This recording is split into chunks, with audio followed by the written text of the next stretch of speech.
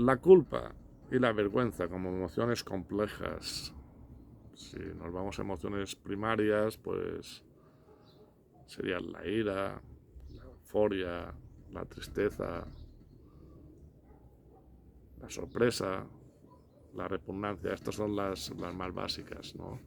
Pero luego están las emociones complejas, que son la culpa y la vergüenza especialmente.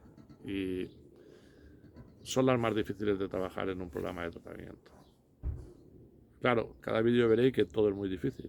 Es que no es fácil. Si fuera fácil, todo el mundo sabe que entrar en un programa de tratamiento ya no volvería a ver nunca más. Y no es tan sencillo. La culpa, siempre lo comento, es intrínseca.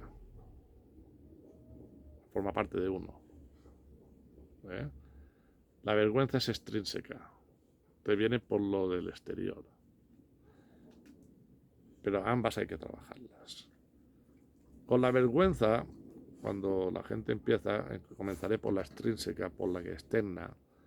Con la vergüenza, todo el mundo llega muy avergonzado a un programa, porque cuando deja de consumir y adquiere serenidad y sobriedad, comienza a ver con retrospectiva cómo fueron sus años de consumo, sea alcohol o drogas, sus comportamientos, sus despropósitos, y entonces siente mucha más vergüenza, porque dice, pero ¿cómo pude hacer todas estas cosas? ¿Qué desastre de persona he sido una mala persona? Incluso se fustiga, se flagela mentalmente. Pero la vergüenza tiene trampa. Una vez me preguntaron, ¿pero cuánto suele durar la vergüenza de un alcohólico cuando la ha liado parda, no? Que por cierto, el tío que dijo la ha liado parda hay que hacerle un monumento, porque esta expresión lo define perfectamente. Me preguntaron esto y le dije, la vergüenza dura hasta la siguiente copa.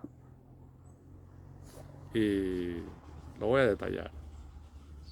Yo bebía y, por ejemplo, me daba una hostia con el coche. Me di varias. Y con varios coches. Estaba súper avergonzado en mi familia. Las caras se veía cuando era joven, ¿eh? Ya no hablo durante años, no voy a contar anécdotas ni miserias. Estaba avergonzado y solo caras de desprecio. Eres un desastre. Mira la que has liado.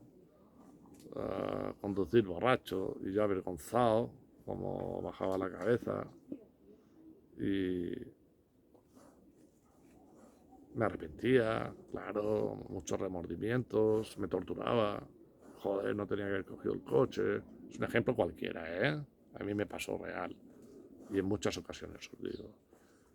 Pero cuando a la semana siguiente ya se calmaba el entorno, ya no me machacaban, y ya se habían como olvidado un poquito, volví a beber y ya desaparecía la culpa. Cuando entras en un programa ya no puedes hacer esto. Entonces la vergüenza, no la culpa. La culpa hablaré después. Me desaparecía la vergüenza, volví a beber y ya no me da vergüenza. Pero cuando entras en un programa, la vergüenza que sufres por pensar cómo te has comportado durante décadas es muy difícil de gestionar. Y incluso te llegas a emparanoiar, ¿no? ¿Qué pensarán de mí? Todos me miran como si fuera un desastre. Me he comportado muy mal, no sirvo para nada. Vas minando tus pocas defensas emocionales, la autoestima, el autoconcepto. Vas cediendo. Por eso hay que trabajar muy bien la vergüenza a nivel exterior. Hay que trabajarla reconociendo todo lo que has hecho. Tampoco dando explicaciones y pregoneándolo por ahí, diciendo, oye, mira, yo fui un desastre, tal y cual. No, pero si en alguna ocasión, si quieres hacer un buen programa y un buen proceso, alguien te recrimina o te reprocha, probablemente será con maldad, porque no es justo que a una persona que lleva un proceso de rehabilitación se le haga leña del árbol caído, ¿vale? O sea, o se le meta el dedo en el ojo en la llaga. Pero bueno, así es la vida es injusta y es muy dura y te puede pasar, ¿no? Que mientras te estás rehabilitando te hagan sentir esa vergüenza que habías como olvidado, ¿no? Y también te puede pasar por estímulos, igual pasas por un sitio y ves un bar que ibas y algún día a lo mejor te peleaste, por ejemplo, o si eres una persona que consume en casa, pasas por un supermercado y estás comprando y te viene un pensamiento y dices, jolín, aquí compraba la bebida que me la llevaba a escondidas para beber en casa y te entra vergüenza, ¿no? O si vas a un sitio donde montaste un pollo, un escándalo y ves personas, recuerdas, ya te habías olvidado porque tú te centras, cuando te estás haciendo un programa de rehabilitación te centras en lo que estás haciendo. Así debe ser. Y la vergüenza siempre está ahí. Es difícil, muy difícil de trabajar, pero se llega a trabajar. En cambio, la culpa, como emoción compleja, intrínseca, aquí ya eres tú. Aquí eres Gary Cooper en Solo Alto en Peligro. O la trabajas o no la trabajas. Mis primeros años de rehabilitación me agarré algunos mantras, ¿no? De canciones. La culpa la tiene el cha-cha-cha, como decía el Gabinete Caligari, o lo que pasó, pasó, como decía Celia Cruz, ¿no?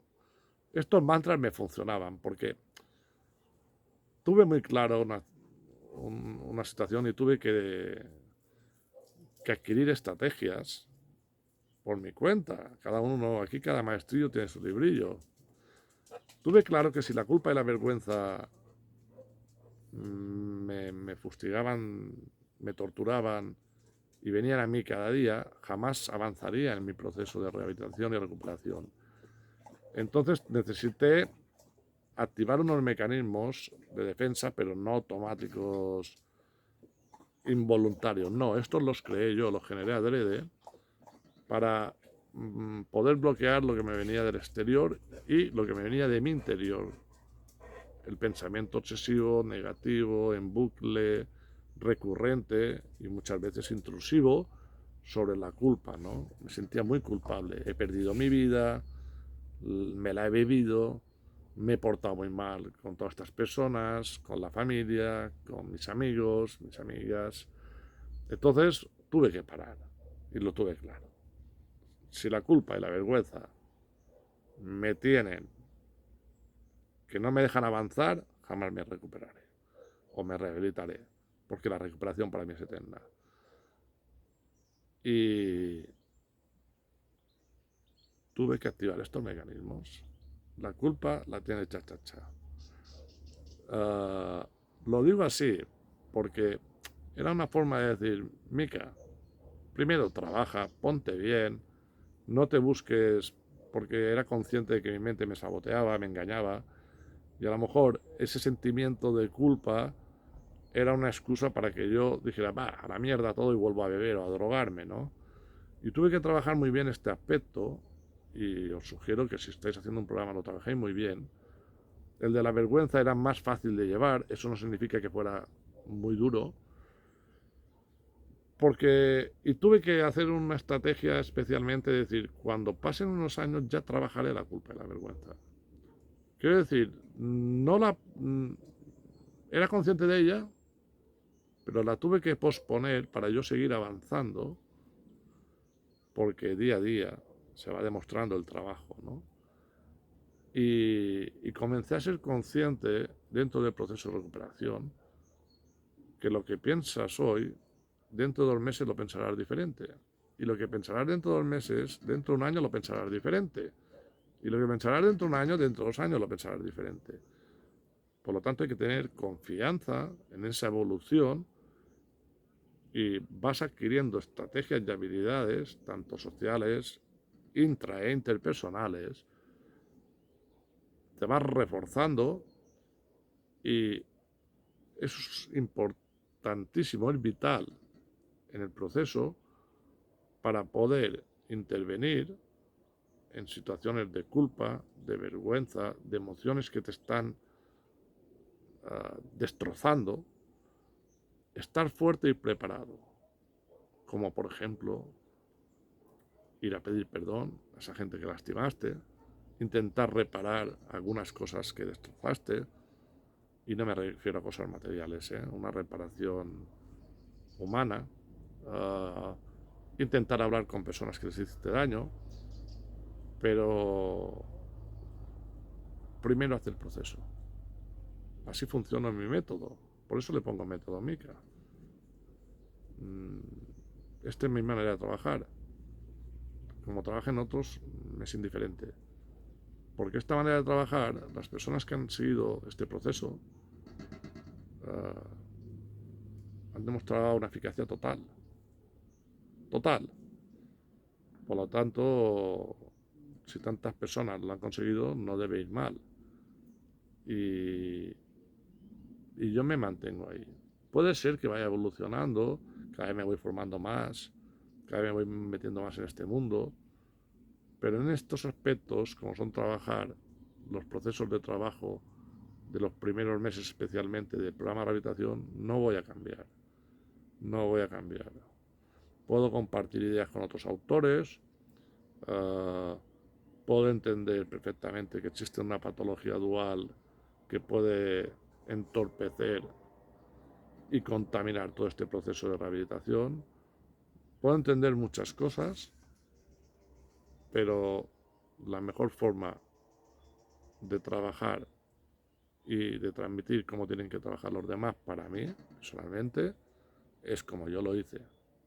Eso no quiere decir que me imiten ni que eran clones de mí. Cada uno tiene que tener sus estrategias, sus armas, sus recursos, pero hay algunos que tienen que seguir unas pautas, tanto mías, cuando yo soy el terapeuta, como de gente veterana, que ya está rehabilitada, porque los propios testimonios de una terapia grupal aportan muchísimo. Si tienes una escucha activa y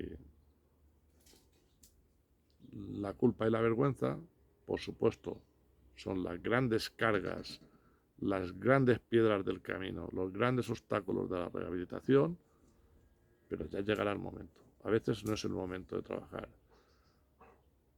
Para concluir, aunque eso se haga largo, es interesantísimo este tema. Os voy a dar un ejemplo y vais a entender todo lo que he soltado. Si vas a pedir perdón a alguien que has lastimado mucho,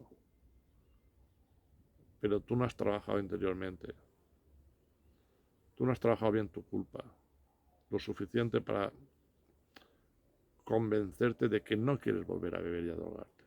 De ahí a que suceda hay un mundo, pero al menos tú tenerlo claro. Se te notará.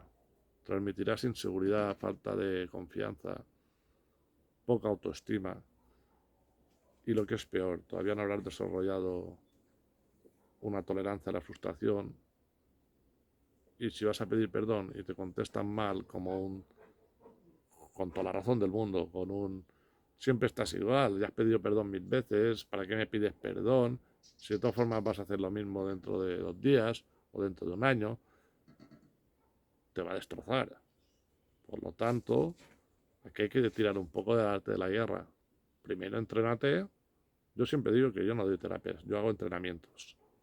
Entrénate y cuando estés fuerte, convencido y tú te veas capacitado, no con la aprobación de nadie, tú mismo ya irás a pedir perdón y podrás gestionar esa culpa y esa vergüenza desde otro enfoque mucho más sano, que te resultará mucho más reparador en tu proceso.